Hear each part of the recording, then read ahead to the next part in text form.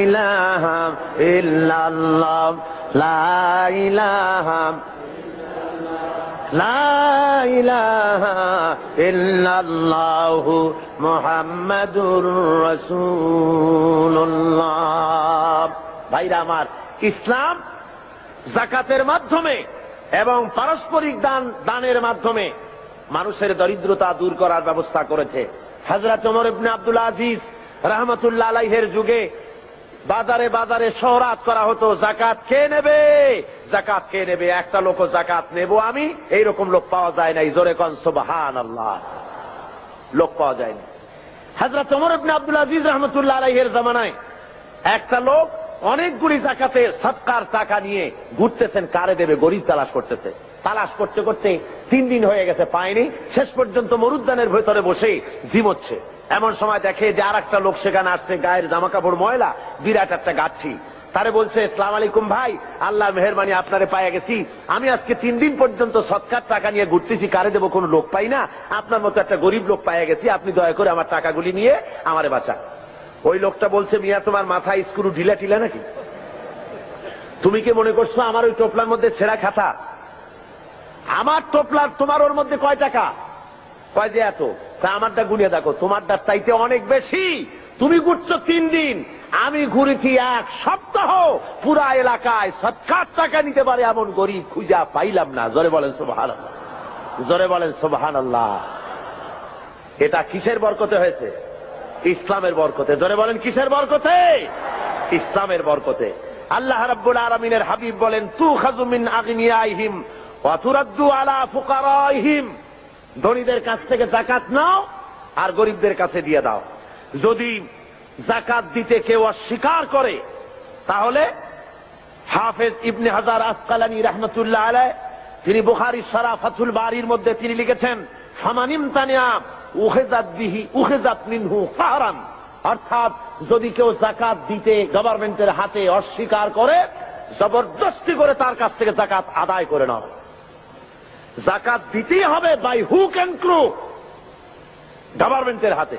তাই বলে এই বর্তমান হাজী সাহেব গভর্নমেন্টের হাতে না। বর্তমান গভর্নমেন্ট আইন করেছেন, যাকাত বোর্ড গঠন করেছেন।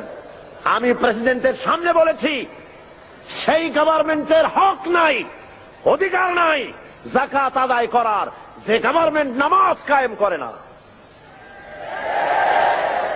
আল্লাযীনা ইম্মাক্কান্নাহুম ফিল আরদ আকামুস সালাত ওয়া আতাউজ যাকাত ওয়া আমারু বিল মা'রুফ ওয়া নাহাউ আনিল মুনকার। আল্লাহ রাব্বুল আলামিন বলেন, আমি যদি মানুষকে, মুমিনদেরকে যদি ক্ষমতায় দেই, 4খানা কাজ করবে। কয়খানা বলুন?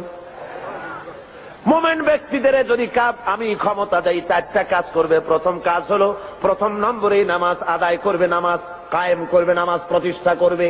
অর্ডার দিয়ে দিবে নামাজ পড়তে হবে বাধ্যতামূলক। কোন অফিসার, কোন স্কুল, কোন কলেজ, কোন ইউনিভার্সিটি নামাজের অর্থে চলতে পারবে না। নামাজের সময় বন্ধ করে দিতে হবে, বা জামাত নামাজ আদায় করবে মুসলমান, তারপরে আবার কাজ শুরু করবে। অর্ডার হবে গভর্নমেন্টের পক্ষ থেকে, নামাজ পড়তেই হবে, আল্লাহর হুকুম। অনেকে বলে, কয় হুজুর শুধু তো একটু নামাজ পড়ি না, নইলে আমি লোকটা আসলে খারাপ না। দান সৎকা করি, রোটারি, লায়ন্স, অ্যাপেক্স, লিও, তারপরে ফ্রিমেসন, এই ধরনের অনেক সংগঠনের সাথে থাকে, চক্ষু শিবির করি, চোখ ভালো করে দিই, খাবার দিই, শীতবস্ত্র দেই। আমি লোক খারাপ না, শুধু যা নামাজ পড়ি না তাই বলে আমার ইমান নষ্ট হলো নাকি? আমি বলি, মিয়া ইমানই তো নাই, তার নষ্ট হবে কি? ইমাম থাকার জন্য নামাজ জরুরি। যার নামাজ নাই, লা দীনা লিমান লা সালাত লাহু। যার কাছে নামাজ নাই, তার কাছে ঈমান নাই। সুতরাং নামাজ হলো দ্বীনের খুঁটি, ইমাদুদ্দিন, দ্বীনের পিলার। পিলার নাই তো আপনার ছাদ হবে কেমনে, ঘর বাড়ি হবে কেমনে? হইতে পারে? পিলার ছাড়া ঘর বাড়ি হয়? হতে পারে না। সুতরাং নামাজ প্রতিষ্ঠা যে গভর্নমেন্ট করে না, ভালো কাজের আদেশ করা এবং অন্যায়ের প্রতিরোধ যে করে না, তার সেই গভর্নমেন্টের অধিকার নাই যাকাত বোর্ড গঠন করে যাকাত আদায় করা। জোরে বলেন, অধিকার আছে? কোন অধিকার নাই। ভালো কাজের আদেশ করা তো দূরের কথা, অন্যায়ের প্রতিরোধ তো দূরের কথা, বর্তমান গভর্নমেন্টের সময় সবচাইতে বেশি অবৈধ কার্যকলাপ বেশি ঘটেছে, বলেন ঠিক কিনা? সুতরাং শরীরের ভিতরে যদি হয় ক্যান্সার, ব্লাড ক্যান্সার অথবা হার্ট ক্যান্সার, মাথায় যদি লক্ষ্মীবিলাস মাখে, লক্ষ্মীবিলাস তেল, আশ্চর্য মলম যদি বুকে মাখে, ক্যান্সারের কোন উপকার হবে? হবে না। দেশটারে বেহায়ামি, অশ্লীলতা, মদ, জুয়া, জেনা, বেবিচার, সুদ, ঘুষ দিয়ে ভরে ফেলানো হয়েছে। সুতরাং আপনার এই যাকাত বোর্ড গঠন করে এই দেশকে ভালো বানাবার কোন উপায় হতে পারে না। সেই জন্য রাসূল বলেছেন, ইসলামী গভর্নমেন্টের হক হলো যাকাত আদায় করবে, যদি কেউ না দেয় তাহলে জবরদস্তি করে আদায় করবে।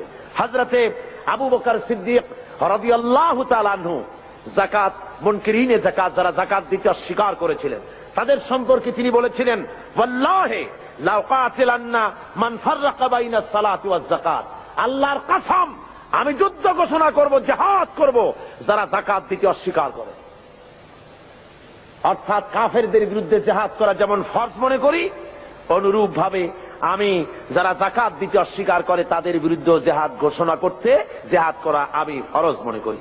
সুতরাং মুসলমান সমাজের মধ্যে, ইসলামী সমাজে যাকাত গভর্নমেন্ট আদায় করে, জনগণের অভাব প্রয়োজন মিটায় দেয়। কেউ 10 তলায় বাস করবে আর কেউ গাছতলায় থাকবে, এই সিস্টেম ইসলামের কাছে নাই। ইসলাম মানুষকে সমান করে দিতে পারে, এই ব্যবস্থা পৃথিবীতে আর কেউ করে দিতে পারে না। রাসূল পাক সাল্লাল্লাহু আলাইহি ওয়াসাল্লাম বলেছেন, তিনি আজকে যেমন পৃথিবীতে ব্যাংক আছে, এরকম একটি ব্যাংক উদ্বোধন করেছিলেন আল্লাহর নবী। আজকের ব্যাংকগুলি তো সুদভিত্তিক ব্যাংক, আর হুজুর যে ব্যাংক উদ্বোধন করেছিলেন সে ব্যাংকের নাম ছিল বাইতুল মাল। কি নাম ছিল? বাইতুল মাল নামক ব্যাংক উদ্বোধন করতে গিয়ে আল্লাহর নবী বলেছিলেন, মান তারাকা দায়নান আও দিয়ান ফালাইয়া। আল্লাহর নবী বলেন, যদি কোন ঋণগ্রস্ত ব্যক্তি ঋণ পরিশোধ না করে যদি মারা যায়, তাহলে আমি মুহাম্মদ সাল্লাল্লাহু আলাইহি ওয়াসাল্লাম তার পূর্ণ ঋণের ভার নিয়ে নিলাম। শুধু ঋণ শোধের ভারই নিলাম না, তার বিধবা স্ত্রী এবং তার অসহায় ছেলে পেলে এতিম বাচ্চাগুলি সবগুলির বোঝা আমি মুহাম্মদ সাল্লাল্লাহু আলাইহি ওয়াসাল্লাম আমার কাঁধে উঠায়া নিলাম। এর নাম ইসলামী স্টেট। রাষ্ট্রপ্রধান গোটা দেশের সবকিছুর জন্য তাকে দায়ী হতে হয় এবং জনগণের খেদমত করার জন্য প্রস্তুতি নিতে হয়। আর এই পথ একমাত্র দিতে পারে ইসলাম, আর কেউ দিতে পারে না।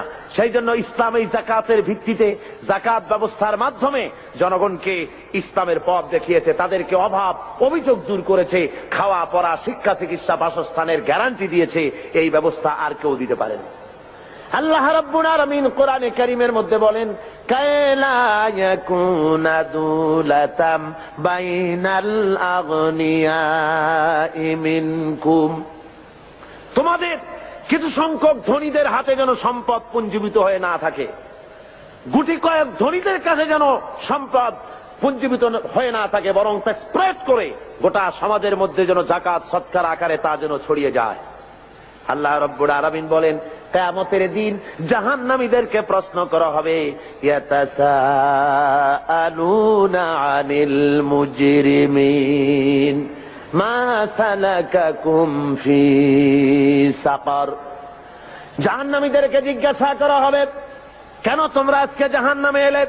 ওরা জবাবে বলবে, ক্বালু লাম নাকু মিনাল মুসাল্লিনা ওয়া লাম নাকু নুতঈমুল মিসকিন।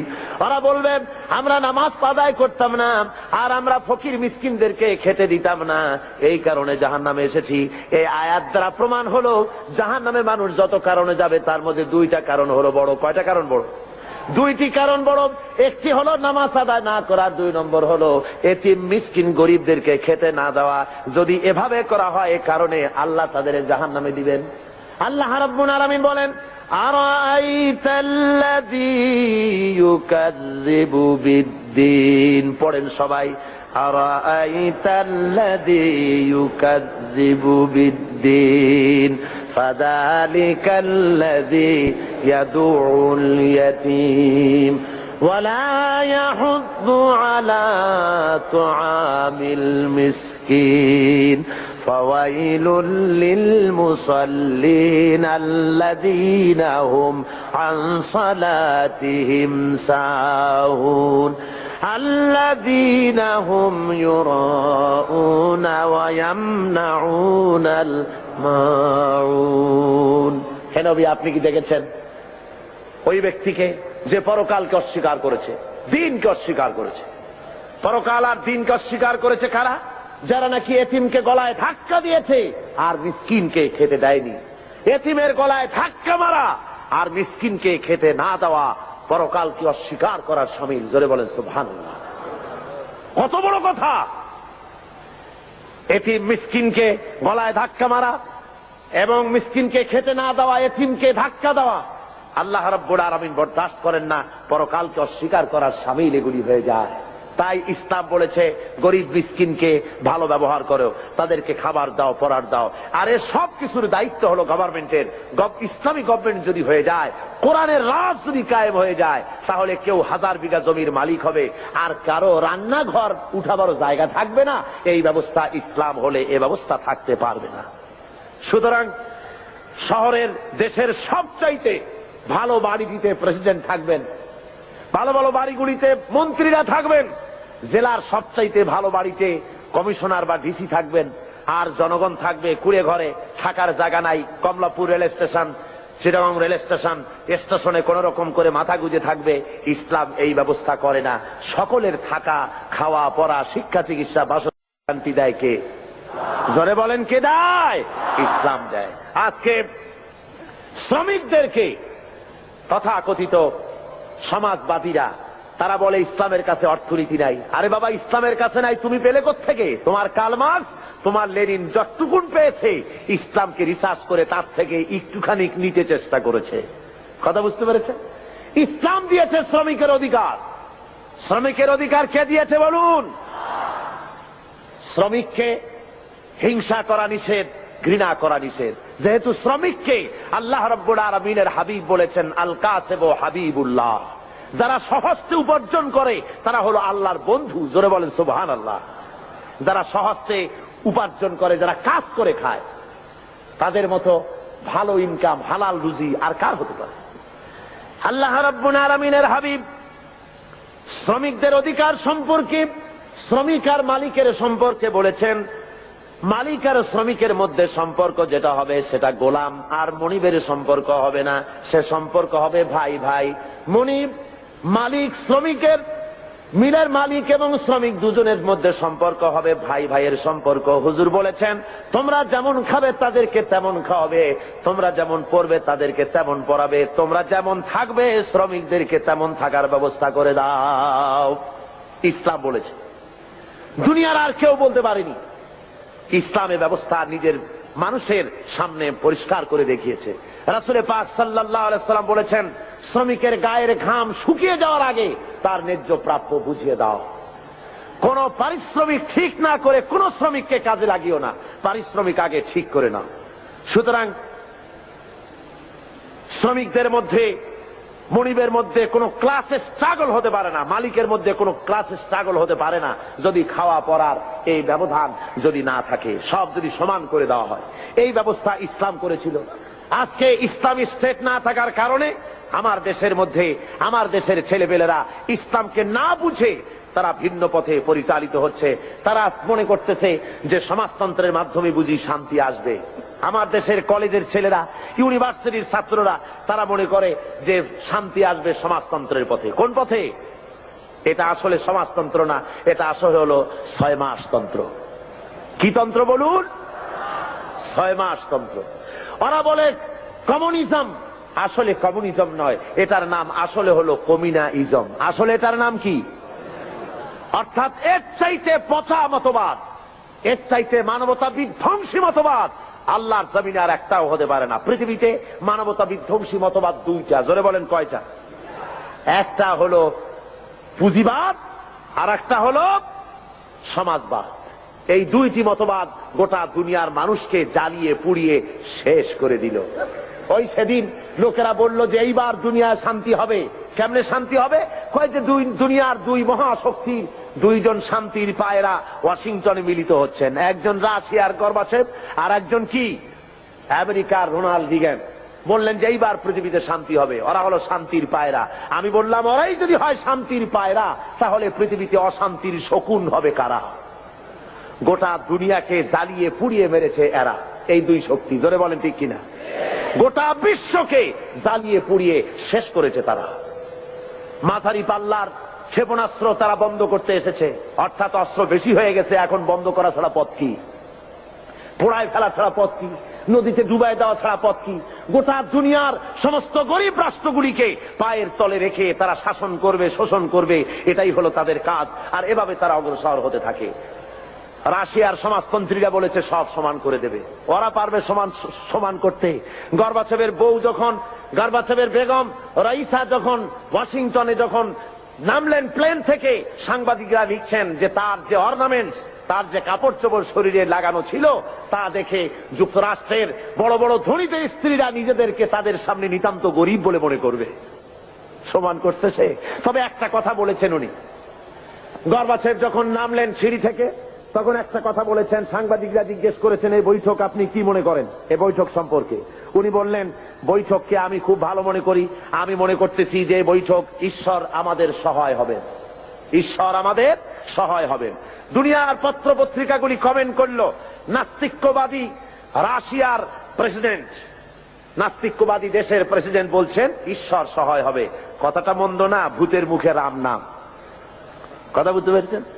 তবে আজকে একটি জিনিস ভালো লক্ষ্য করা যাচ্ছে, তা হলো এই, গর্বাচেভ আগের মতো অন্যান্য প্রেসিডেন্টের মতো নন, বরং তিনি ভিন্ন চিন্তা করতেছেন। দুনিয়ার বুকে গণতন্ত্র ছাড়া যে পথ নাই, গণতন্ত্রই একমাত্র মানুষকে কল্যাণ দিতে পারে, কমিউনিজমের মতবাদে শান্তি আসতে পারে না, এ কথাটি মনে হয় তার মাথার মধ্যে কিছুটা ঢুকেছে। তাই পুঁজিবাদী গণতন্ত্রের সাথে হাত মিলাবার চেষ্টা করতেছে। কিন্তু শেষ রক্ষা হবে না, পুঁজিবাদও পৃথিবীকে বাঁচাতে পারবে না, আর সমাজবাদও পৃথিবীর ক্ষুধা দারিদ্র থেকে গোটা বিশ্বকে বাঁচাতে পারবে না। এই পৃথিবীকে যদি বাঁচাতে হয়, তাহলে বাঁচাতে পারবে কে বলুন? জোরে বলেন, কে বাঁচাতে পারবে? ইসলাম বাঁচাতে পারবে, আর কেউ বাঁচাতে পারবে না এই পৃথিবীকে। এই পৃথিবীকে বাঁচাবার জন্য একমাত্র ইসলাম। সুতরাং ইসলাম ছাড়া অন্য কোন মতবাদ মানতে আমরা রাজি না। কি বলেন, আপনারা রাজি? ওরা বলে সব সমান করে দেব। আমার বিরুদ্ধে তারা অভিযোগ তোলে, আমি সমাজতন্ত্রের বিরুদ্ধে কথা বলি, কমিউনিস্টদের বিরুদ্ধে কথা বলি।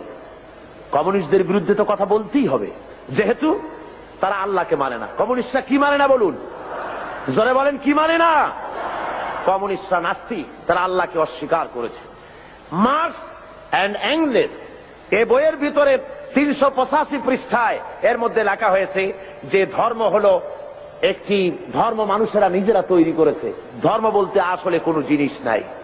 কার্ল মার্কস তার on step forward to step back বইয়ের মধ্যে লিখেছেন ধর্ম হলো মানুষের জন্য আফিম। সুতরাং কোন লোক কমিউনিজমের আন্দোলন করে অথচ মসজিদে যায়, নামাজে পড়ে, মন্দিরে যায়, এই অবস্থা যদি হয়, তাহলে বুঝতে হবে যে সে কমিউনিজমের দায়িত্ব পালন করছে না, সে এখনো কমিউনিজমকে বুঝতে পারে নাই। তার মানে হলো তারা সম্পূর্ণ ধর্ম বিরোধী, আল্লাহ বিরোধী। কমিউনিজমের ইতিহাসে আল্লাহর অস্তিত্ব নাই। সুতরাং এই কমিউনিজমের মতবাদকে প্রতিষ্ঠা করার জন্য 1918 সালে সোভিয়েত সংবিধানের 13 নম্বর অনুচ্ছেদ সংযোজিত করা হয় 1918 সনে। সেখানে দেশের সকল ধর্মের ধর্মীয় সমস্ত শিক্ষা প্রতিষ্ঠানে ধর্মীয় শিক্ষা পুরাপুরি বন্ধ করে দেওয়া হয়।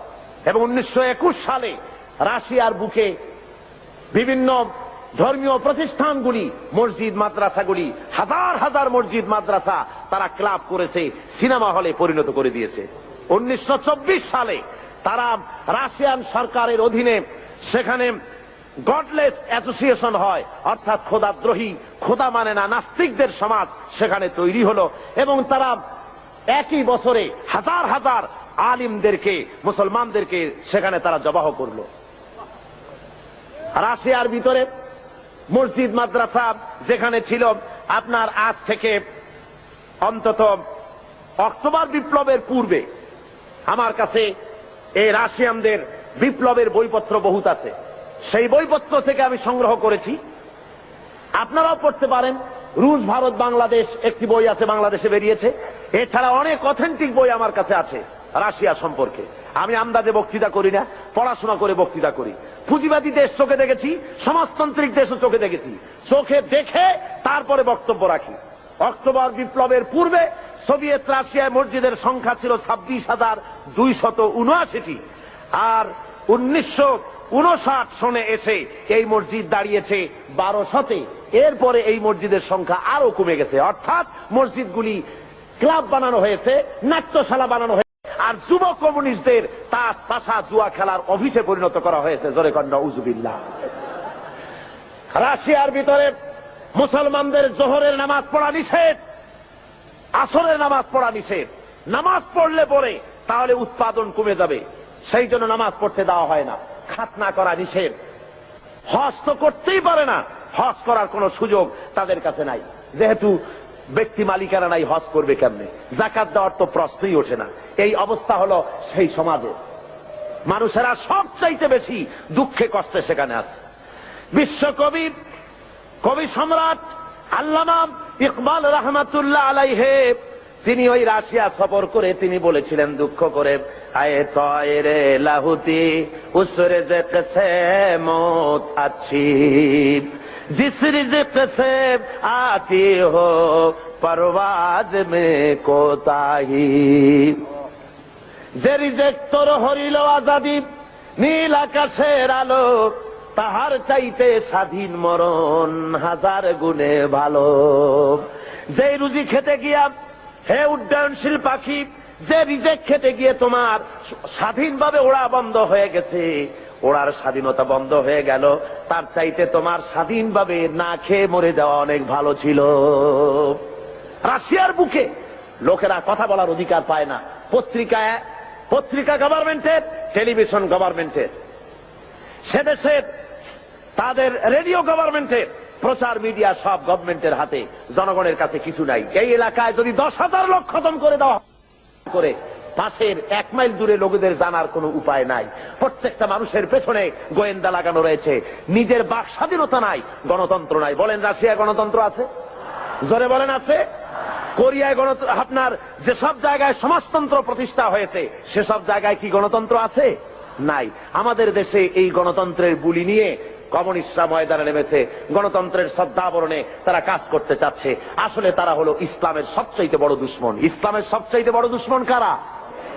জোরে বলেন, সবচাইতে বড় দুশ্মন কারা? তারা সুযোগ খুঁজতেছে, সুযোগ পেলেই তারা মুসলমানদের উপরে আক্রমণ করবে, আফগানিস্তানের মতো দশা ঘটিয়ে ছাড়বে। তারা মুসলমানদের ধোঁকা দেওয়ার জন্য। আপনারা বলেন, কোনদিন আপনারা শুনেছেন যে কমিউনিস্টরা হজ করেছে? কমিউনিস্টদের লিডাররা তো সব বড় বড় ধনী, কোটি কোটি টাকার মালিক কমিউনিস্টদের লিডারেরা। আপনারা শুনেছেন কোন কমিউনিস্ট লিডার জীবনে হজ করেছে? শুনেছেন? জোরে জবাব দিবেন, শুনেছেন? কোনদিন তাদের রোজা রাখতে দেখেছেন? কোনদিন যাকাত দিতে দেখেছেন? কোনদিন তাদেরকে কোন আলেম ওলামাদের কাছে এসে দোয়া চেতে দেখেছেন? অর্থাৎ তারা আল্লাহকে সম্পূর্ণ স্বীকার করেছে, আর আল্লাহকে মানে না। শুধুমাত্র বাংলাদেশের যেহেতু 10 কোটি মুসলমান, কাজ করতে অসুবিধা হবে, তাই তাদের নেতা মরে গেলে পরে জানাজার অনুষ্ঠান করে মানুষকে ফাঁকি দেওয়ার জন্য। তাদের নেতা মারা গেল আর জানাজার জন্য বাইতুল মুকাররমের সমস্ত টুপি খরিদ হয়ে গেল। বাইতুল মুকাররমে আর টুপি ছিল না, সব টুপি তারা কিনলো। কেনার পরে চলে গেল জানাজার নামাজ পড়ার জন্য। জানাজা পড়তে গেল, ওরাই গেল যাদের কাছে নামাজ নাই, রোজা নাই, আল্লাহ পরকালের চিন্তা নাই। হ্যাঁ, জানাজা পড়তে গেছে, পথে মধ্যে পেশাব আসলো, প্যান্টের বোতাম খুললো আর ব্রাশ ফায়ার মেরে দিল। প্যান্টে লাগে গেল, ধোয়া নাই, মশা নাই। ওই অবস্থায় জানাজায় দাঁড়ায় গেছে আল্লাহু আকবার। যেমন জাতের মুদ্দর তেমন জাতের মুক্তাদি দাঁড়ায় গেছে, যা আছে কপালে হয়ে যাক মুদ্দারের। আর এমন জানাজা পড়াবার জন্য ইমামের অভাব হয় না আমার দেশে। কমিউনিস্টদের জানাজা পড়া হারাম, কমিউনিস্টরা কাফের। দুনিয়ার আজকে স্পষ্টভাবে আমি বলছি, শুনে রাখো, চট্টগ্রামের বীর চট্টলার মুসলমানেরা, দুনিয়ার সমস্ত আলেম, মুফাসসির, মুহাদ্দিস একমত, কমিউনিস্টরা কাফের। যারা বলেন কমিউনিস্টরা কি? কমিউনিস্টদের সাথে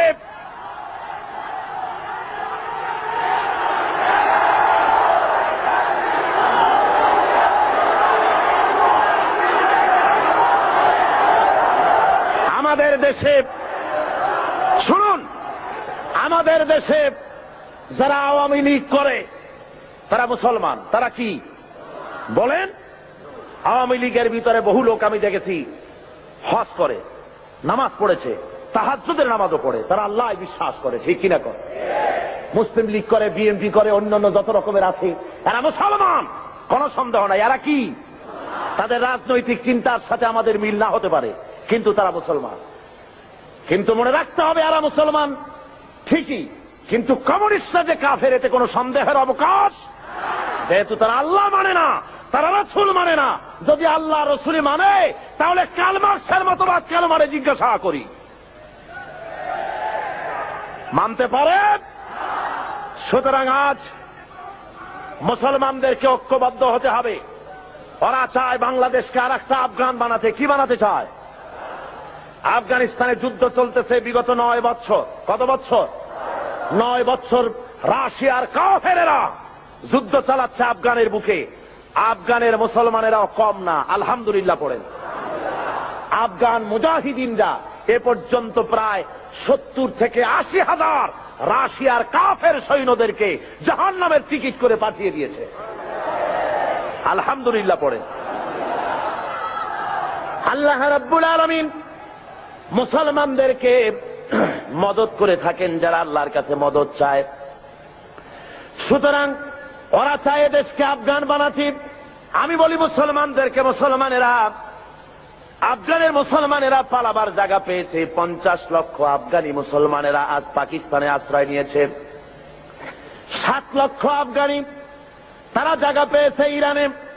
কিন্তু বাংলাদেশে যদি তোমার উপরে রাশিয়ান কাফেরেরা, কমিউনিস্ট কাফেরেরা যদি মুসলমানদের উপরে বাংলাদেশে আফগান স্টাইলে বিপ্লব শুরু করে দেয়, তোমার পালাবার কোন জায়গা আছে নাকি বলো? জোরে বলেন, পালাবার জায়গা আছে? একটা জায়গা আছে। কোথায়? বঙ্গোপসাগর। আত্মহত্যা করতে হবে। সুতরাং আমার দেশের আজাদী, আমার দেশের স্বাধীনতা রক্ষা করার দায়িত্ব এদেশের মুসলমানদের। কাদের দায়িত্ব? ওরা মুক্তিযোদ্ধাদের ব্যবহার করতে চায়। মুক্তিযোদ্ধারা এদেশের মর্যাদার পাত্র। যেরকম আলহামদুলিল্লাহ, দেশকে তারা স্বাধীন করেছেন। এর মধ্য থেকে কয়েকটা ভাগ হয়েছে। একটা ভাগ সরকারের সাথে চলে গেছে, একটা ভাগ বিভিন্ন রাজনৈতিক দলে চলে গিয়েছে, একটা ভাগ কমিউনিস্টরা, কমিউনিস্টদের দলে একটা ভাগ চলে গিয়েছে। এরা তারাও তার নাম দিয়েছে মুক্তিযুদ্ধ চেতনা বিকাশ কেন্দ্র। আর যখন ইসলামের আওয়াজ আসে তখন তারা বলে মুক্তিযুদ্ধের চেতনা বহির্ভূত কাজ হচ্ছে। বলে না? জনে বলেন, বলে না? মুক্তিযুদ্ধ, ইসলাম মুক্তিযুদ্ধের চেতনা বহির্ভূত নয়, বরং স্বাধীনতা সংগ্রামের সময় যদি একথা লোকের জানা থাকত যে দেশে সমাজতন্ত্র প্রতিষ্ঠার আন্দোলন চলবে, স্বাধীনতা আন্দোলনে মুসলমানের অংশগ্রহণ করত না। ধরে বলেন ঠিক কিনা? এদেশের লোকেরা পশ্চিমা শক্তির বিরুদ্ধে লড়াই করেছে, জালিমদের বিরুদ্ধে লড়াই করেছে, সমাজতন্ত্র প্রতিষ্ঠার জন্য লড়াই করে নাই। আমার আজকের মাহফিলে বাংলাদেশ মুক্তিযোদ্ধা সংসদের সেক্রেটারি জেনারেল আপনাদের সামনে স্পষ্ট করে বলেছেন, তিনি আমার কাছে একথা বলেছেন যে কাবা শরীফের গিলাফ ধরে দোয়া করেছি, আল্লাহ স্বাধীনতার পতাকা যেমন উড়াইছি, ইসলামের পতাকা উড়াবার তৌফিক দিও আল্লাহ।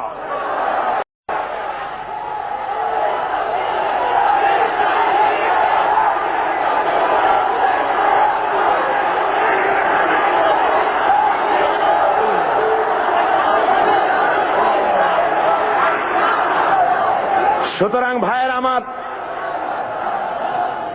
আজকে 4 দিন ধরে বা 5 দিন ধরে আপনাদের সামনে কোরআনে কারীমের যে কথা বলা হলো, এই কথা অনুযায়ী নিশ্চয়ই আপনারা বুঝতে পেরেছেন ইসলাম ছাড়া অন্য কোনো পথ নাই।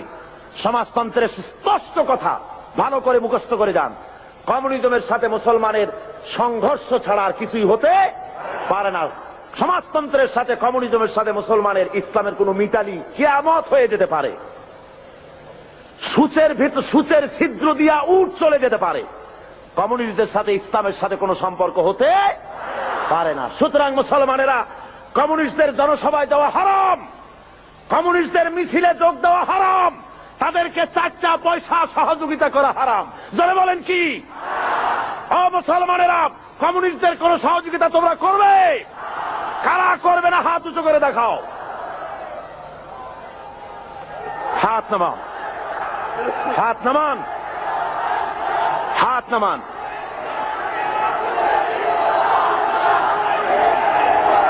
ভাইরা আমার, থামুন, থামুন। আজকে আমার কাছে খবর এসেছে ওরা গতকাল কমিউনিস্টরা মিটিং করেছে আমার উপরে হামলা করার জন্য। ভাইরা আমার, আমার এই কণ্ঠস্বর থাকবে যতক্ষণ আমি বেঁচে আছি।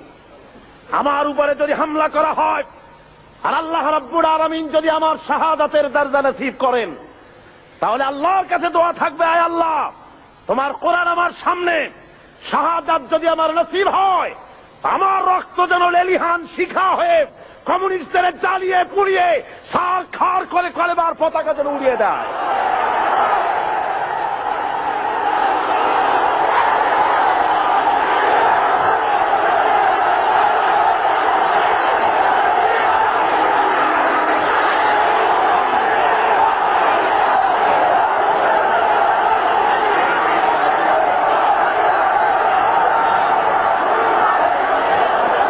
ভাইরা আমার, আল্লাহ রাব্বুল আলামিন সাফ করে বলেছেন জমিন হলো আল্লাহর। এই জমিনে আপনারা কোরআনের রাজ কায়েম করার জন্য প্রস্তুত আছেন? জোরে বলেন, আছেন? যদি জেলে যাওয়া লাগে যাবেন, যদি ফাঁসির মঞ্চে চড়া লাগে চড়বেন। আল্লাহ রাব্বুল আলামিন বলছেন, শুনুন, ওয়াকাতিলুহুম হাত্তা লা তাকুনা ফিতনাতুন ওয়া ইয়াকুনা আদ-দীনু কুল্লুহু লিল্লাহ।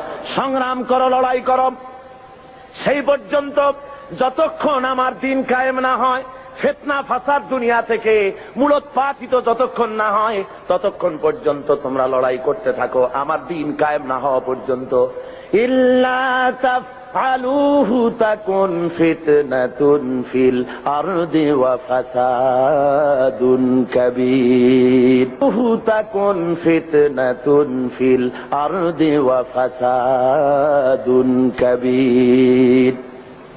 যদি এই সংগ্রামে লিপ্ত না হও, যদি এই জিহাদে শরীক না হও, তাহলে বিরাট ভাঙন আর বিপর্যয় তোমাদের জন্য চলে আসবে। সুতরাং এই ময়দানে তোমাদের আসতে হবে। এটা হলো শাহাদাতের ময়দান। এই ময়দানে আসতে পরে ইল্লা আল্লাহর দিন কায়েমের জন্য যদি চেষ্টা করেন, তাহলে রক্ত দেওয়া লাগে, জান দেওয়া লাগে, মাল দেওয়া লাগে।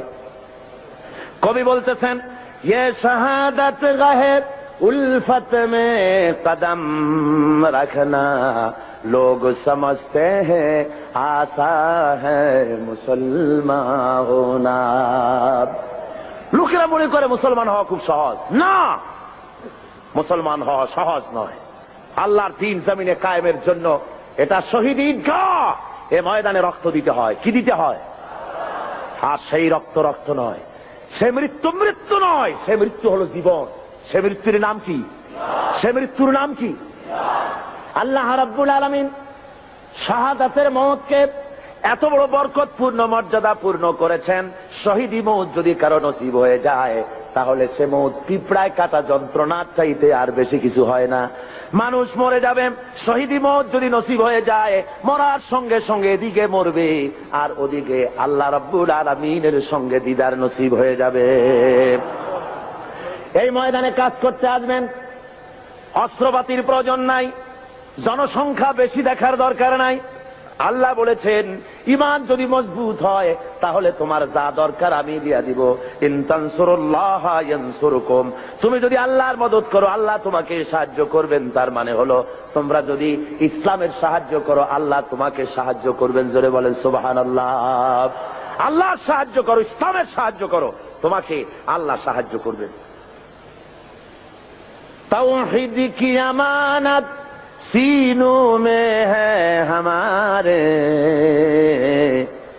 আল্লামা ইকবাল বলেন, তাওহীদ কি আমানত सीनों में है हमारे, मुमकिन नहीं मिटाना नाम निशां हमारा। একাত্মবাদের আমানত আছে সিনার মধ্যে। আমরা ভয় পাই না কাউকে, যেহেতু আমরা কাপুরুষ নই, আমরা মর্দে মুমিন। আমরা কারা বলুন? ভয় পাই না। সুতরাং আমাদের অস্তিত্ব মাটি থেকে মিটিয়ে দেওয়ার ক্ষমতা কারো নাই। হযরতে সাদ বিন আবি ওয়াক্কাস রাদিয়াল্লাহু তাআলা আনহু পারস্যের বহরাস নগর অবরোধ করে নদী পাড়ি দিয়ে চলে যাবেন, নদীর উপরে আফ্রিকার ভূখণ্ডে চলে যাবেন ইসলাম প্রচার করার জন্য। 60,000 মুসলমান সাহাবীর সাথে। হযরতে সাদ বলছেন, এই মুসলমানেরা, দরিয়া পার হওয়ার কোনো ব্যবস্থা নাই, তো এখন তোমরা কি ইসলাম এই পর্যন্ত রাখবা না আফ্রিকাও নিয়ে যাবা? মুসলমানেরা বলল, আপনার যা হুকুম করবেন, ইসলামের আওয়াজকে ছড়িয়ে দেওয়ার জন্য আমরা সে হুকুম মানতে রাজি আছি, আফ্রিকার ভূখণ্ডেও যাব। হযরতে সাদ বলেন, তোমরা আমার সঙ্গে তাহলে পড়ো, নাস্তাঈনু বিল্লাহি ওয়া নাতাওয়াক্কালু আলাইহি হাসবুনাল্লাহু নি'মাল ওয়াকিল নি'মাল মাওলা ওয়া নি'মান নাসীর। পড়েন সবাই, নাস্তাঈনু বিল্লাহি ওয়া নাতাওয়াক্কালু আলাইহি হাসবুনাল্লাহু নি'মাল ওয়াকিল নি'মাল মাওলা ওয়া নি'মান নাসীর। হযরতে ইতিহাসের মধ্যে লেখা রয়েছে, হযরতে সাদ রাদিয়াল্লাহু তাআলা আনহু এই কথা বলে নিজের ঘোড়ার পৃষ্ঠে সওয়ার হয়ে দরিয়ার উপরে ঝাঁপায় পড়লেন। পিছনে যত সাহাবী ছিলেন, মুসলমান ছিলেন, সবাই ঝাঁপায় পড়লেন। দরিয়ার ভিতর থেকে তারা পাড়ি দিয়ে ওপরে চলে গেলেন। একটা ঘোড়াও হারায় গেল না, একটা লোকও হারায় গেল না, স্রোতে কাউকে ঠেলে দিল না। ওপার ওঠার পর সেনাপতি জিজ্ঞেস করেন, ও মুসলমানেরা, কারো কোনো জিনিস হারায় গেছে নাকি? একজন বলল, আমার পানির পেয়ালাটা তুফানের ধাক্কায় কোথায় পড়ে গেছে সেটা তো পেলাম না। হযরতে সাদ বলেন, মুজাহিদের কোন জিনিস কেউ ছিনিয়ে নিতে পারে না, আল্লাহ রাব্বুল আলামিন তোমাকে সেটা ফেরত দিবেন বলে আমি আশা করি। এই কথা তিনি বক্তৃতা করতেছেন, এমন সময় লক্ষ্য করা গেল তুফানের আঘাতে একটি বাটি এসে তাদের সামনে পড়ে গেল। আল্লামা ইকবাল রহমতুল্লাহ আলাইহ এই ঘটনা লিখতে গিয়ে লেখেন, দশত দশত হ্যায় দরিয়া ভি না ছোড়ে হামনে, দশত দশত হ্যায় दरिया भी न छोड़े हमने, बहर जुल्मत में दौड़ा दिए घोड़े हमने। প্রান্তর তো প্রান্তর, অন্ধকার ঘোর কৃষ্ণ রজনীতে শ্রাবণের খরস্রোতা নদীর উপরে ঘোড়া দাবড়িয়ে আফ্রিকার ভূখণ্ডে আমরা ইসলামের পতাকা তুলেছি। আমরা সেই মুসলমান। আফ্রিকার গভর্নর গ্রেগরিয়াস মুসলমানদের থাকার জায়গা করে দিলেন পাহাড়ের কাছে, জঙ্গলের কাছে, যাতে করে মরতে সুবিধা হয়। জঙ্গলের ভিতরে বাঘ আছে, সিংহ আছে, মুসলমানদের খাইয়ে ফেলবে, যুদ্ধ করা লাগবে না, বিনা যুদ্ধেই কেল্লা ফতে। এই চিন্তা করে ওখানে থাকতে দাও। হযরতে সাদ একটা মেম্বার তৈরি করলেন, ওই মেম্বারের উপরে দাঁড়িয়ে জঙ্গলের দিকে লক্ষ্য করে বললেন, সন্ধ্যা ঘনায় এসেছে। হযরতে সাদ ঘোষণা করলেন, ইয়া আইয়াতুহাল হাসারাত والسباع نحن أصحاب رسول الله صلى الله عليه وسلم فإننا نازلون فمن وجدنا بعده فارجعوا فإننا نازلون فمن وجدنا بعده قتلناه। হযরতে সাদ ঘোষণা করে দিলেন, হে জঙ্গলের হিংস্র প্রাণীরা, আমরা আল্লাহ রসুল মুহাম্মদ সাল্লাল্লাহু আলাইহি ওয়াসাল্লামের সাহাবী, এখানে আমরা রাত কাটাবো। আমি ঘোষণা দিলাম, যত হিংস্র প্রাণী আছো এই এলাকা থেকে সরে যাও। আমার এই ঘোষণার পরে কোন হিংস্র প্রাণী যদি সামনে পাই, তরবারি দিয়ে তার ফয়সালা করব। আফ্রিকার জঙ্গলি মানুষেরা মনে করলো, পাগলেরা কয় কি, মানুষের কথা কি জঙ্গলি প্রাণীরা শোনে নাকি? ইতিহাস সাক্ষী দেবে কিয়ামত পর্যন্ত। হযরত সাদের এই ঘোষণার সঙ্গে সঙ্গে দেখা গেল সিংহের লাইনে সিংহ, বাঘের লাইনে বাঘ, সাপের লাইনে সাপ, যার যার ডিম আর বাচ্চা মুখে নিয়ে মিলিটারি লাইনের মতো ফলিন হয়ে সব এই এলাকা ছেড়ে অন্যত্র চলে গিয়েছে। মুসলমান, আমরা সেই জাতি যারা এই পৃথিবীর বুকে আল্লাহর দেওয়া বিধান কায়েমের জন্য যারা ময়দানে কাজ করেছে। আল্লামা ইকবাল কি সুন্দর করে বলছেন, खियाबा में मुंतजर थे लाला कब से, खियाबा में मुंतजर थे लाला कब से, कबा चाहिए इसको खूने अरब से। সেই কবে থেকে ফুলের কড়িটা প্রস্ফুটিত হওয়ার অপেক্ষায় প্রতীক্ষামান, কবে থেকে অপেক্ষা করতেছে, একটু বাতাসের ধাক্কা লাগবে আর ফুলের কুড়িটা ফুলে যাবে। তো ফুলের কুড়ি ফোটার জন্য খিয়া বামে মুনতাজির থে লা লা কবসে, কখন থেকে সে অপেক্ষা করছে নসিমা, অর্থাৎ সকালের ভোরের বায়ুর ধাক্কা লাগবে আর কুড়ি থেকে ফুলটা বেরিয়ে আসবে। আল্লামা ইকবাল বলেন ফুলের জন্য ধাক্কা দরকার, বাতাসের কুড়ি থেকে বেরিয়ে আসার জন্য, পর্দা ফেটে প্রস্ফুটিত হওয়ার জন্য। আমি মুসলমান, আল্লাহর ফুল, আমাকে প্রস্ফুটিত হওয়ার জন্য ভোরের বাতাসের দরকার নাই। আমার জন্য দরকার বদরের, ওহদের শহীদি রাঙা একটা জামার দরকার। ওই শহীদের রক্ত ভেজা জামা যদি আমার গায়ে দেওয়া হয়, সারা বিশ্বে আমি বিস্ফোরিত হয়ে পড়ব।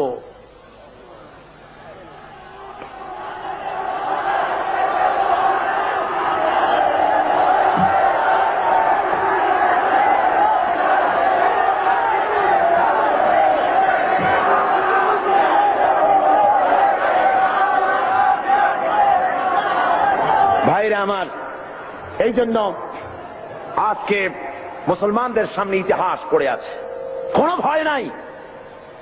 নারীর সতীত্বের হেফাজতের জন্য, নারীর নির্যাতন থেকে নারীকে বাঁচাবার জন্য, শ্রমিকের অধিকার ফিরিয়ে দেওয়ার জন্য, দুঃখ দারিদ্র দূর করার জন্য, সমাজে আল্লাহর দেওয়া বিধান প্রতিষ্ঠার জন্য একটাই পথ, সে পথ হলো ইসলাম কায়েম করা। কি পথ? ইসলামের কোন বিকল্প আছে? জোরে বলেন, আছে? কোনো বিকল্প নাই। এই রাস্তায় কাজ করতে হবে, আর কাজ করলেই আল্লাহর মদদ পাওয়া যাবে। আপনার বিপদ হবে যত ঘনীভূত, আল্লাহর রহমত হবে তত ত্বরান্বিত। এই থিওরিটা মুখস্থ করুন।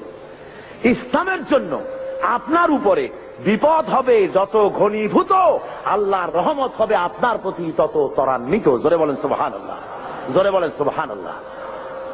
আপনি লক্ষ্য করে দেখেন, বদরের প্রান্তরে নবীজি মুসলমানদেরকে যখন জিহাদের ময়দানে নিয়ে এলেন, সেই জিহাদের ময়দানে দেখা গেল দুইটা ছোট্ট তরুণ জিহাদের ময়দানে এসেছে। হুজুরের কাছে গিয়ে তারা বললেন, হুজুর আমাদেরও জিহাদের জন্য পারমিশন দেন। হুজুর বলেন, তোমরা ছোট, তোমাদের দেওয়া হবে না। তারা কান্দাকাটি শুরু করে দিলেন। আল্লাহর নবী বললেন, তোমাদের ভিতরে যার গায়ে শক্তি বেশি তারে নেওয়া হবে। দেখি দুইজনে একটু দস্তাদস্তি করো, দেখি কার গায়ে শক্তি বেশি। দুইজনে দস্তাদস্তি শুরু করে দিলেন। একজন হলেন মুআজ, আর একজন হলেন মুআওয়াজ। মুআওয়াজ ছোট, মুআজ হলো বড়। হযরতে মুআওয়াজ ছোট সাহাবী, তিনি বলেন, মুআজের কানে কলে বলে, ভাই তোমার গায়ে তো শক্তি বেশি, আমারে তো তুমি সহজেই ফেলে দিতে পারবা, আর তুমি জিহাদে চলে যাবা। ও ভাই, তোমার কাছে আমি অনুরোধ করি, যেমনে পারো অন্তত একটিবার ভান করে তুমি আমার তলে পড়ে গিয়ে আমি জিতেছি এটাও প্রমাণ করে দিয়ে জিহাদে আমাকে শরীক হওয়ার সুযোগ দিও। রাসূল পাক সাল্লাল্লাহু আলাইহি ওয়াসাল্লাম এই দৃশ্য দেখে হুজুরের চোখের কোণায় পানি এসে গেল। আহা, ইসলামের জন্য এই তরুণ ময়দানে এসেছে। পারমিশন হুজুর দিয়ে দিলেন, লড়তে নেমেছেন ময়দানে। আমিয়া বাতিলকে দুনিয়া থেকে মিটিয়ে দেওয়ার জন্য কামান বন্দুক দরকার না, ইমানি শক্তি দরকার। কিসের শক্তি দরকার?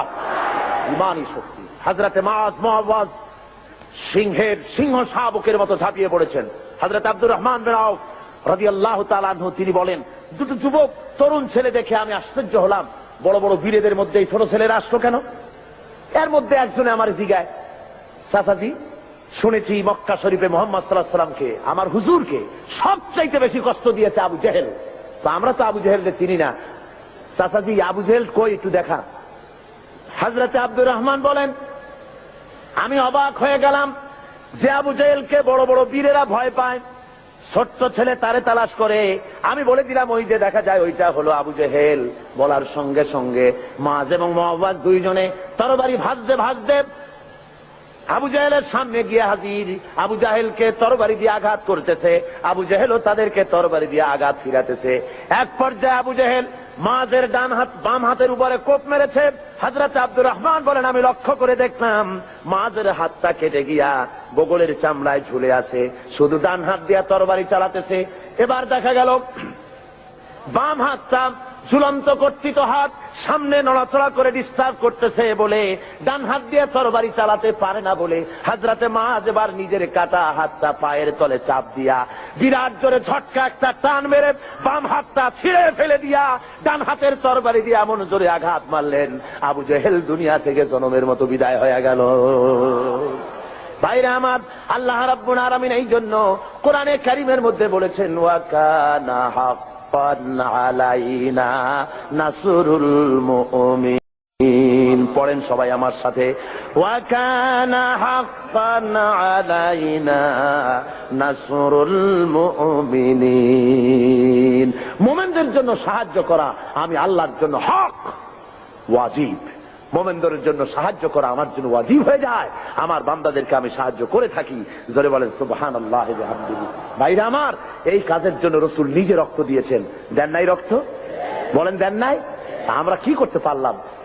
এখন পর্যন্ত একদিন জেল হলো না, জরিমানা হলো না, রক্ত দিলাম না, গাইল মন্দ আসলো না।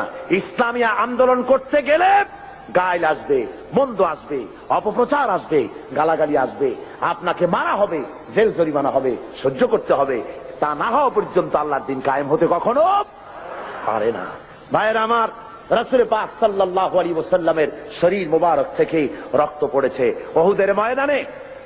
বুখারী শরীফের হাদিসে আছে, রাসূল পাক সাল্লাল্লাহু আলাইহি ওয়াসাল্লামকে কাফেররা ঘিরে ফেলেছে। সাহাবায়ে কেরাম হুজুরকে ঘিরে রেখেছে যাতে করে কাফেরদের আঘাত না লাগে। রাসূলের শরীরকে হেফাজতের জন্য সাহাবীরা যে সমস্ত তীর নিজেদের পিঠে গ্রহণ করেছে। জিহাদের পরে দেখা গেছে একা তালহার পিঠের মধ্যে রাসূলকে হেফাজত করতে গিয়া 80টা তীর প্রবেশ করেছিল।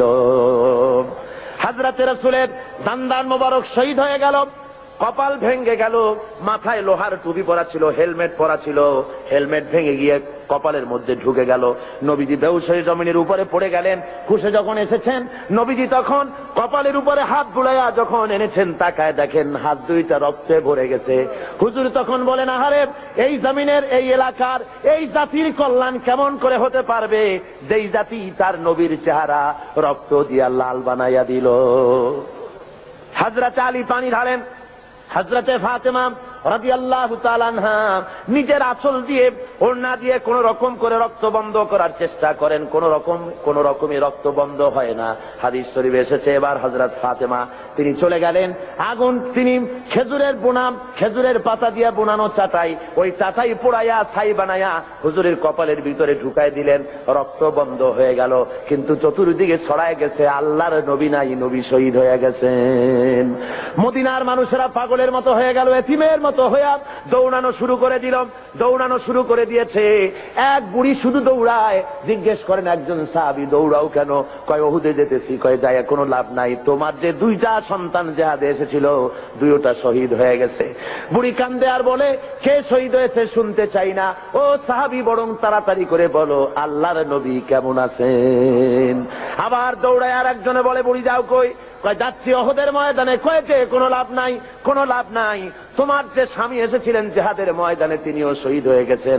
মেয়ে লোকটি কাঁদে আর বলেন, ও আল্লাহর নবীর সাহাবী, কে শহীদ হয়ে গেছে শুনতে চাই না, বরং তাড়াতাড়ি করে বলো আল্লাহর নবী কেমন আছেন। আরে ওই মেয়ে লোক দৌড়াতে দৌড়াতে সাহাবায়ে কেরাম পরিবেষ্টিত হুজুরের কাছে পৌঁছে গেছেন, যে দেখেন আল্লাহর নবী জিন্দা আছেন। হুজুরের এই জিন্দা চেহারা মোবারকের দিকে তাকায়া ওই মেয়ে লোকটি কেঁদে কেঁদে বলেন, ইয়া রাসূলুল্লাহ, স্বামী মরা শোক, 2টা কলিজার টুকরা সন্তান মরা শোক, সব আমার কলিজা থেকে ধুয়ে মুছে সাফ হয়ে গেছে। হুজুর আপনি জীবিত আছেন, এটাই মুসলমানের জীবনের সান্ত্বনা।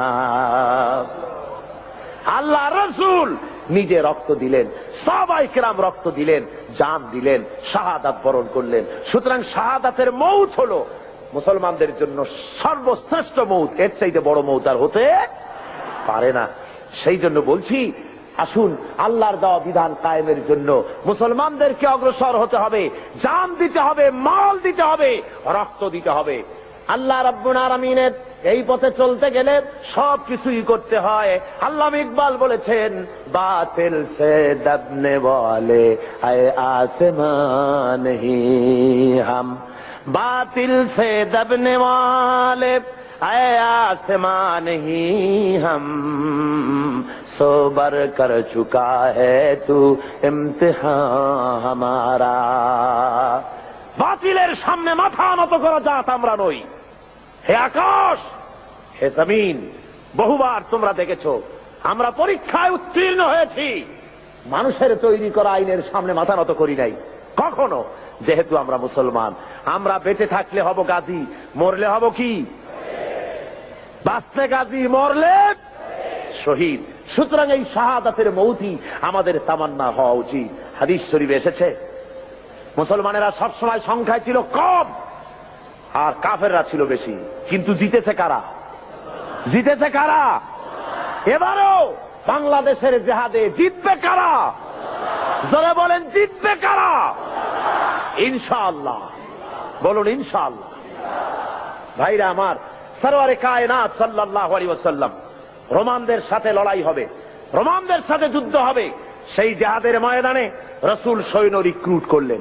ওরা কয় যে ইসলামের রাজনীতি নাই, পাগলের দল, ইসলামের রাজনীতি নাই।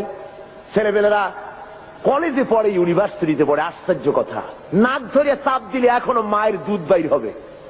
কয় যে ইসলামের রাজনীতি নাই, ধর্মান্ধরা নিজেরা রাজনীতি বানাইছে। নাউজুবিল্লাহ। সেদিনের ছেলে এই ধরনের বেয়াদবি কথা বলার সাহস পাও কেছে? যে যে জিনিস জানে না তার সে সম্পর্কে কোনো কথা বলা উচিত নয়। রাসূল রাজনীতি করেন নাই তো কি করেছেন? রাসূল কি বৈরাগী ছিলেন? যারা বলেন বৈরাগী ছিলেন? আমার আল্লাহর নবী সেনাপতি ছিলেন, কমান্ডার ইন চিফ। যারা বলেন কি ছিলেন?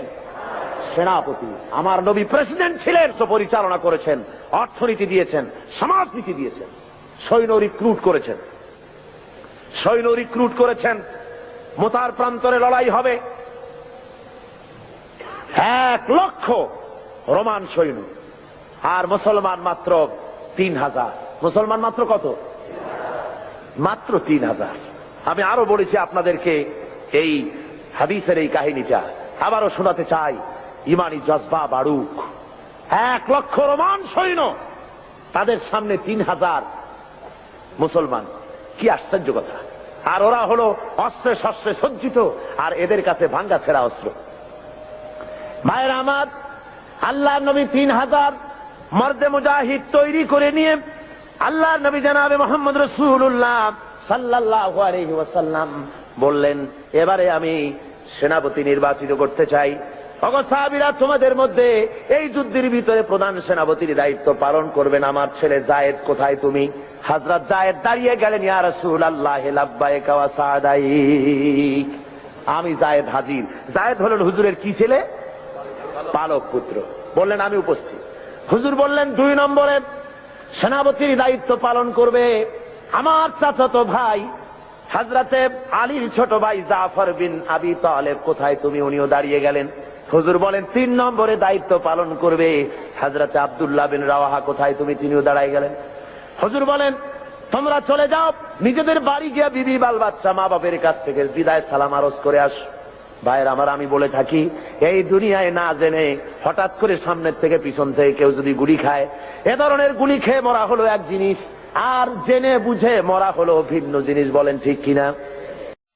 ওনারা জানেন নিশ্চিতভাবে মরে যাওয়া ছাড়া কোনো পথ নাই। শাহাদাতের জন্য পেয়ালা ইফতারা পান করতে যাবেন, যেহেতু হুজুর বলেছেন জিহাদের ময়দানে সেনাপতি লাগবে একজন, কিন্তু হুজুর বলেছেন 3 জন। তাহলে বোঝা গেল এই 3 জনের একজনও ফিরে আসবে না, শহীদ হয়ে যাবে। হযরতে যায়েদ দাঁড়িয়ে বলেন, ইয়া রাসূলুল্লাহ, আমার তো আর যাওয়ার জায়গা নাই, আমার তো মা বাপ নাই, আপনি আমার আব্বা, আপনি হুকুম করেছেন, আমার মা হযরত আয়েশা ঘরে বসে শুনেছেন, আমি মেনে নিলাম। আমান্না সাল্লামনা সামি'না ওয়া আতা'না। হযরতে জাফর তিনি চলে গেলেন বাড়ি। বিবিকে ডেকে বলেন, ওরে বিবি, আমার সালাম নাও, আল্লাহ নবী আমাকে সেনাপতি বানাইছেন, মুতার যুদ্ধে রোমকদের বিরুদ্ধে লড়াই করতে যাচ্ছি, সুতরাং আমি তোমার কোনো হক আদায় করতে পারি নাই।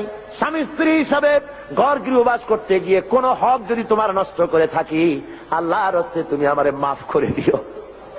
স্ত্রী বলেন, ওগো আমার স্বামী, আল্লাহ নবী অর্ডার করেছেন, সে পথ থেকে ফিরবার কোনো ক্ষমতা আমার নাই, আমি বরং আল্লাহর কাছে দোয়া করি, রব্বুল আলামিন, আমার স্বামী জিহাদের ময়দানে যেতেছে, আমার স্বামীকে জিহাদি গাজী বানাই আমার কাছে আবার ফিরাইয়া দিও। হযরতে জাফর তরবারি দিয়া, তরবারির উল্টা পিঠ দিয়া স্ত্রীর হাতের উপরে মৃদু আঘাত করলেন, বললেন, বিবি রে, উল্টা দোয়া করো না, তোমার উল্টা দোয়া আল্লাহ রব্বুল আলামিন কবুল করবেন না। যেহেতু নবীজি আমার নাম মাঝখানে বলেছেন, আমার আগেও একজন আছেন, পরেও একজন আছেন, আজকের তোমার সাথে এই মুহূর্তে জীবনের আমার শেষ দেখা, আর কোনদিন তোমার সাথে দেখা হবে না, তোমাকে সালাম দিয়ে যেতেছি। আমার বাচ্চা রইল, আমার বাচ্চাগুলারে দেখো, ওদেরকেও আমার এই রাস্তায় তুমি বানায়ো। হযরতে জাফর রওনা করলেন। বিবি তড়পাচ্ছে, কাটা কবুতরের মতো বিবি ছটফট করে, আর পিছনে কলিজার টুকরা সন্তানগুলি আব্বা আব্বা বলে পিছনে পিছনে দৌড়ায়। মর্দে মুজাহিদ জাফর পিছনে একবারও তাকায় দেখলেন না কে কান্দে কে দৌড়ায়। হযরতে আব্দুল্লাহ বিন রওয়াহা তিনি চলে গেলেন নিজের বাড়ি। ওই দিন ছিল তার বাসর সজ্জা, ওই দিন ছিল তার ফুল সজ্জার রাত। নতুন বিবাহ করেছে, বাসর সজ্জা হবে। ঘরে গিয়ে শোনে বিবি কোরআন তেলাওয়াত করতেছে। হযরতে জাফর বলেন, বিবিরে আমার সালাম গ্রহণ করো। হযরতে আব্দুল্লাহ বলেন, ও বিবি আমার সালাম গ্রহণ করো, তুমি কোরআন তেলাওয়াত একটু সময়ের জন্য বন্ধ করো। তোমার সঙ্গে বিয়ে হয়েছে, কিন্তু আমি তোমার কোনো হক আদায় করতে পারি নাই, আমাকে তুমি আল্লাহর হস্তে মাফ করে দিও। নবীজি আমাকে সেনাপতি বানাইছেন জিহাদের ময়দানের জন্য, আমি চললাম জিহাদের মাঠে। বিবি বলে, স্বামী তুমি জানো আমি এই মদিনার এক সুন্দরী রমণী, আমিও জানি তুমি এই মদিনার সুন্দর সুপুরুষ, কিন্তু একবারও একটু দেখতে পারলাম না প্রাণ ভরিয়া। একটুখানি ঘরের মধ্যে আসো, তোমার চেহারাটা জীবনের মতো একবার দেখে নেই। স্বামী বলে, আমি ঘরের মধ্যে ঢুকবো না, ঘরের মধ্যে ঢুকতে পরে তোমার প্রতি আমার প্রেমের আকর্ষণ বাড়বে, ভালোবাসা বাড়বে। বিবি বলে, আল্লাহর কসম প্রেম নিবেদন করব না। ঘরের মধ্যে ঢুকলে পরে শুধু একটি বারের জন্য আমি চেহারাটা দেখে রাখবো, যাতে করে কিয়ামতের দিন আল্লাহর দরবারে অগণিত মানুষের মাঝে তোমারে আমি স্বামী বলে যেন গ্রহণ করে নিতে পারি। হযরতে আব্দুল্লাহ বলেন, ওগো প্রাণের স্ত্রী, যদি তাই হয় সেজন্য আমাকে দেখার কোনো দরকার নাই। আমি শহীদ হওয়ার পর যদি তুমি ধৈর্য ধারণ করে থাকো, তাহলে আল্লাহ রাব্বুল আলামিন কিয়ামতের ময়দানে তোমাকে আমাকে স্বামী স্ত্রী হিসাবে পরিচয় করাইয়া দিবেন। তিনজন চলে গেলেন, 3000 সৈন্য নিয়ে চলে গেলেন তারা মুতার প্রান্তরে। 1 লক্ষ রোমান সৈন্যদের বিরুদ্ধে লড়া হলো। লড়তে লড়তে ময়দানে দেখা গেল মুসলমানেরা, হযরত যায়েদ মুসলমানদের ভিতর থেকে শাহাদাত বরণ করলেন, অনেক কাফের মারা গেল। এবার হযরতে জাফর ঝান্ডা হাতে নিয়ে সামনে অগ্রসর হতেছেন। কাফেরেরা হযরত জাফরকে ঘিরে ফেলেছে। হযরতে জাফরের বাম হাতে কোপ মেরেছে, হযরত জাফর ডান হাতে ঝান্ডা নিলেন, ডান হাতে কোপ মেরেছে। এবার দুটো হাত ঝুলে পড়লো, কাটা দুইটা হাত দিয়া ইসলামের ঝান্ডা বুকের সাথে জড়াইয়া ধরিয়া পাশের সাহাবীকে ডেকে বলে, আল্লাহর নবীর সাহাবী, নবীজিকে আমার বিদায় সালাম বলে দিও, আর নবীকে বলে দিও আল্লাহ নবীর হুকুম মোতাবেক ইসলামের পতাকা যতক্ষণ পর্যন্ত শরীরের মধ্যে রুহ ছিল আমি পতাকা মাটিতে পড়তে দেই নাই। আমার মনে হয় আমি শহীদ হয়ে যাব, যেহেতু আমার নাকের মধ্যে এখন আমি আল্লাহ পাকের জান্নাতের সুঘ্রাণ পেতেছি। ভাইয়ের আমার, হযরতে জাফর শহীদ হয়ে গেলেন। এরপরে হযরতে জাফর শহীদ হওয়ার পর হযরতে আব্দুল্লাহ এবং হযরত আবু উবায়দা দুইজনে এলেন এই পতাকা ধারণ করার জন্য। কয় আমরা গেলাম পতাকা আনতে, দূর থেকে দেখি পতাকা উঠতেছে, মনে মনে ভাবলাম এই পতাকা কে উড়ায়, কে ওখানে, আমাদের আগে কে গেল। যায়া দেখি হযরতে জাফরের হাত পাও গুলো ওরা কেটে ফেলেছে কাফেরেরা। ডান হাত কেটে একদিকে ফেলেছে, বাম হাত আর একদিকে, 2 পা কেটে 2 দিকে ফেলে দিয়েছে, দেহটা একদিকে ফেলে দিয়েছে, আর শুধু মাথা শুধু কল্লাম একদিকে পড়ে থেকে ইসলামের পতাকা কামড়াইয়া ধইরা উঁচা করে রেখে দিয়েছেন। ভাইরা আমার, হযরতে আবু উবায়দা বলেন, আমি হযরতে জাফরের মাথা, পা, হাত এবং দেহ সব এক জায়গায় করে পায়ের তালু থেকে শুরু করে পেশানি পর্যন্ত চুমা খাইলাম, কাফনের কাপড় পরাইয়া দাফন করে দিলাম, রক্ত মাখা শরীর নিয়া। যেহেতু যারা শহীদ হয়ে যায় তাদেরকে গোসল করানো হয় না। মিয়া, শহীদ হওয়া বড় সোজা ব্যাপার না, কঠিন ব্যাপার। শাহাদাতের মউত এত বরকতপূর্ণ মউত, রক্ত মাখা জামা গায়ে দিয়া, জুতা জামা যা থাকে ওই অবস্থায় তাকে কবরের মধ্যে শোয়াই দেওয়া হয়, গোসল দেওয়ানো হয় না। যেহেতু কবি বলেছেন, বামা হাসার গার খোদা পুরসিদ বাগুয়াম দার জবাবে ও শহীদে খঞ্জরে ইশকাত গওয়াহি আকাফন্দারাম। কিয়ামতের দিন আল্লাহ রাব্বুল আলামিন যখন জিজ্ঞেস করবেন শহীদদেরকে, বান্দারে তুই আমার জন্য দুনিয়ায় কি করেছিস? শহীদ বলবে, খোদা গো কিছুই করতে পারি নাই, কিছুই করতে পারি নাই। তোমার দিনকে জমিনে কায়েমের জন্য কথা বলেছি, লড়াই করেছি। ওই অপরাধে কাফের বেঈমানেরা আমাকে মেরেছে। ওই রক্তওয়ালা চিহ্ন নিয়ে আজ তোমার দরবারে হাজির। আল্লাহ রাব্বুল আলামিন বলবেন, শহীদ রে, তুই জীবনের মায়া করলি না, বিবি বাল বাচ্চারা মায়া করো নাই, আমার জন্য তুই জীবন দিয়া দিলি। তোরে আজ আমি কোনো হিসাব নিব না, বিনা হিসাবে আমার বেহেশতে চলে যা। ভাইরা আমার, হযরতে জাফর কবরকে কবরে রাখা হলো। হযরতে আবু উবায়দা বলেন, স্বপ্নের ভিতরে আমি দেখি, রাত্রে ঘুমাইয়া স্বপ্নে দেখি হযরতে জাফর বেহেশতের মধ্যে ফেরেশতাদের সঙ্গে উড়ে বেড়াতেছে। আমি জিজ্ঞাসা করলাম, জাফর রে, আল্লাহ রাব্বুল আলামিন তোমার সাথে কি ব্যবহার করেছেন? হযরতে জাফর বলেন, ওরে আবু উবায়দা, আল্লাহ আমাকে জান্নাতের সব নাজ ও নিয়ামত দান করে আমাকে বলেছেন, জাফর তুই আমার কাছে আর কি চাস? আমি বলেছি, আল্লাহ কিচ্ছুই চাই না, আর একবার জমিনে পাঠাও। এইবার যদি জমিনে যেতে পারি, কাফেরদের বিরুদ্ধে লড়াই করে তোমার দিন কায়েমের জন্য তোমার দেওয়া এই জীবনটা তোমার জন্য আর একবার দিয়ে আসবো। যেহেতু শাহাদাতের মওতের চাইতে ভালো মওত আল্লাহর জমিনে আর নাই। জোরে বলেন সুবহানাল্লাহ। শাহাদাতের মওতের তামান্না যদি কারো না থাকে, হাদিস শরীফে এসেছে, যদি জিহাদের তামান্না, জিহাদের ইচ্ছা, বাসনা কারো মনের মধ্যে না থাকে, মৌত হবে মুনাফিকের মৌত। কিসের মৌত হবে? মুনাফিকের মৌত। সুবহানাল্লাহ। মিশকাত শরীফের হাদিসে এসেছে, একবার হুজুর সাল্লাল্লাহু আলাইহি ওয়াসাল্লাম এক জানাজায় হাজির হয়েছেন। হযরত ওমর রাদিয়াল্লাহু তাআলা আনহু বলছেন, হুজুর আপনি এই লোকটার জানাজা পড়বেন? এই লোকটা ইসলামের ব্যাপারে এই ক্ষতি করেছে, এই করেছে, সেই করেছে, নানান কথা উনি তুললেন। হুজুর উপস্থিত জনতাকে জিজ্ঞেস করলেন, ওই মিয়ারা, এই লোকটা সম্পর্কে তোমাদের কোনো ভালো কাজের রিপোর্ট আছে? জানো কিছু? কেউ কিছু কয় না। একজনে দাঁড়ায় কয়, হুজুর আমার কাছে একটা রিপোর্ট আছে। কি? কয় যে একবার আমি দেখেছি একটা ইসলামের মুজাহিদ দল জিহাদ করে রাত্রে এক জায়গায় তাবু গেড়ে তারা বিশ্রাম আরাম করতেছিলেন, আর আমি এই লোকটাকে দেখেছি সারা রাত দাঁড়িয়ে দাঁড়িয়ে মুজাহিদদেরকে পাহারা দিয়েছে, যাতে করে এই মুজাহিদদের কারো কেউ অত্যাচার করতে না পারে, রাত্রে আক্রান্ত না হতে পারে। সেই জন্য সারা রাত এই লোকটা দাঁড়ায় দাঁড়ায় পাহারা দিতে আমি দেখেছি। হুজুর জানাজা পড়লেন, মিশকাত শরীফের হাদিস।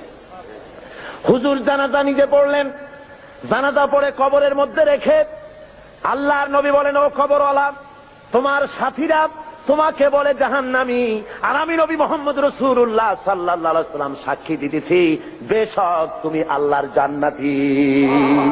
সুবহানাল্লাহ, সুবহানাল্লাহ। হুজুর বলেন, ওমর, মানুষের শুধু বাহ্যিক দিকটাই দেখতেই দেখো না, তার অন্তরের আবেগ মহব্বতের দিকটাও দেখো, জজ্বাটাও দেখো। জোরে বলেন সুবহানাল্লাহ। ভাইয়ের আমার, আল্লাহর দেওয়া এই বিধান বাংলার জমিনে কায়েম করার জন্য সাহাবায়ে কিরাম যেমন রক্ত দিয়েছেন, রাসূলে পাক যেমন রক্ত দিয়েছেন, জান দিয়েছেন, বাংলার জমিন আমাদের প্রিয় মাতৃভূমি। এই জমিনে আল্লাহর দেওয়া বিধান কায়েম করতে যদি রক্ত দেওয়া লাগে, জান দেওয়া লাগে, দিবেন আপনারা? দিবেন আপনারা? আমি আজকে এই মাহফিলে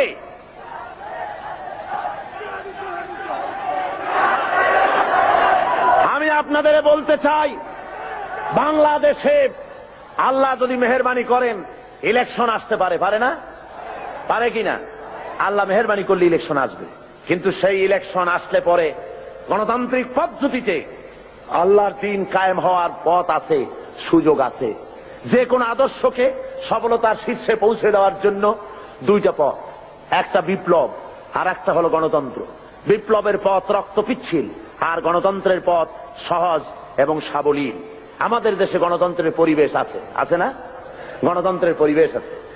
এই গণতান্ত্রিক পরিবেশে যদি গণতন্ত্র আসে, ইলেকশন যদি হয়, তাহলে এবারের ভোটগুলি যাবে কোথায়? কাদের কাছে যাবে? ধরে বলেন, ইসলামের কাদের কাছে দিবেন? কিন্তু বসন্তের কোকিল আছে এক রকমের। বসন্তের কোকিল চেনেন? নাম শুনছেন, চেনেন না। বসন্তের কোকিল কারে বলে? সারা বছরে খোঁজ নাই, বসন্তের সময় কু কু করে, ঠিক কিনা? ইলেকশন আসতে পরে এক শ্রেণীর হুজুর আসবেন, সারা বছর রাজনৈতিক ময়দানে নাই, জেলে নাই, জরিমানায় নাই, কোথাও নাই। অতদলীয় মোর্চা, অতদলীয় নেতা, লোক নাই, জন নাই, এসে পাগড়ি মাথায় দিয়ে বলবে, ইসলাম গেল, আসুন আপনারা সবাই ভোট দিয়ে আমারে প্রেসিডেন্ট বানায় দেন। এরকম হুজুর, এ ধরনের পীর সাহেব, এ ধরনের কোন মৌলানা সাহেব দাঁড়াই দিতে পারে, আমারে ভোট দেন। এখন বলেন যে লোকটার কোনো অফিস নাই, লোক নাই, কর্মী নাই, কিছু নাই, ইলেকশনের জন্য দাঁড়াইলো, আপনি বরকতের জন্য ভোট দিলেন, ইসলামের ভালো হবে না ক্ষতি হবে? জোরে বলেন কি হবে? এই নেতা তো হুজুর সাল্লাল্লাহু আলাইহি ওয়াসাল্লামকে বানাইতে চাইছিল আবু জেহেল। নেতারা বানাইতে চাইছিল, হুজুরকে নেতৃত্ব দিতে চাইছিল না? হুজুর নেতৃত্ব নিয়েছিলেন? কেন নেন নাই?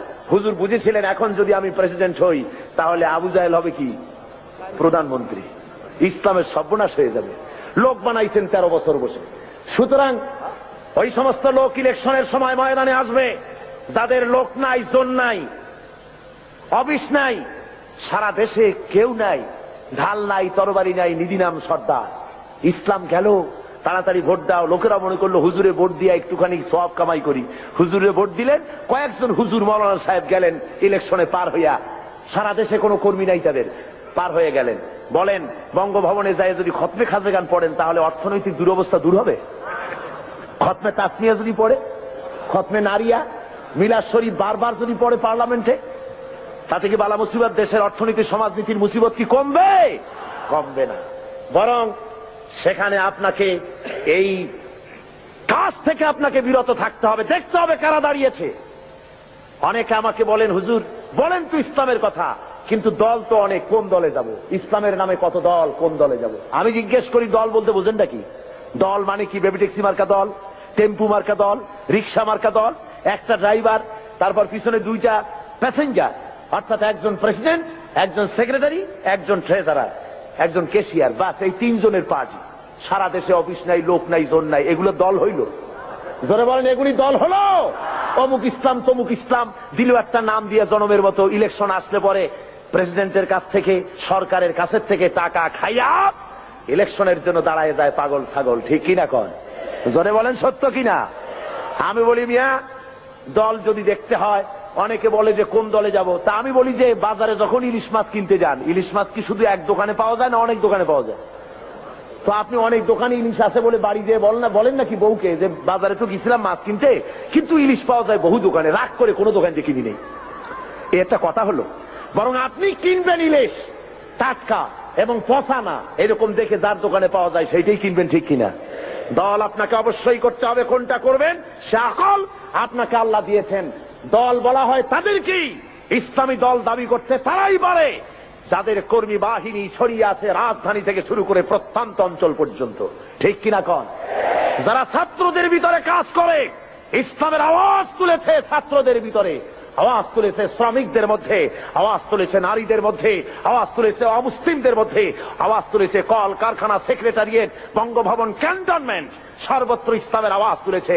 আর মানুষের চিন্তা শক্তির পরিশুদ্ধির জন্য অগণিত ইসলামী সাহিত্যের ভান্ডার, সাহিত্য সম্ভার দিয়ে গোটা দেশকে ছেড়ে ফেলেছে। তার নাম ইসলামী আন্দোলন। জোরে বলেন ঠিক কিনা?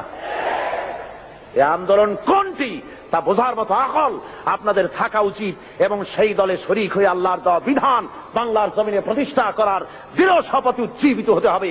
আজকের মুসলমানদেরকে রাজি আছেন? জোরে বলেন রাজি আছেন? তাহলে আজ এই মাহফিলে NSI, IB, SB, DFI, army intelligence, গভর্নমেন্টের গোয়েন্দা বিভাগের কেরামন কাতিবিন ভাইরা সব আছেন। ঠিক কিনা? সব আছে, কিন্তু দুর্ভাগ্য জাতীয় পত্রিকার সাংবাদিকগুলি আসেন না। ওই 2000-2500 লোকের বিশাল জনসভায় হাজির, ছবি টবি সব ঠিক মতো দেওয়া যায়, এটা দেওয়া যায় না। তার কারণ হলো এখানে যেসব কথা বলা হয় তা তাদের কিছুটা অসুবিধা। আমরা দোয়া করব আল্লাহ যেন এই অসুবিধা তাদের কাটায় ওঠার তৌফিক দেন। জোরে বলেন আমিন। এই বিশাল জনসমুদ্র গভর্নমেন্টের আইবি দেখে রাখো, এসবি, ডিএফআই দেখে রাখুন। এই বিশাল জনতা কি চায়? এই দেশের বুকে যারা ইসলাম চান, কোরআন ও সুন্নাহর আইন যারা চান, শুধুমাত্র সেই মুমিনেরা হাত তুলবেন, আর কেউ না। কোন মুনাফিক হাত তুলবেন না, এখন না, এখন না। কোন মুনাফিক হাত তুলবেন না, আল্লাহর কাছে দায়ী হয়ে যাবেন।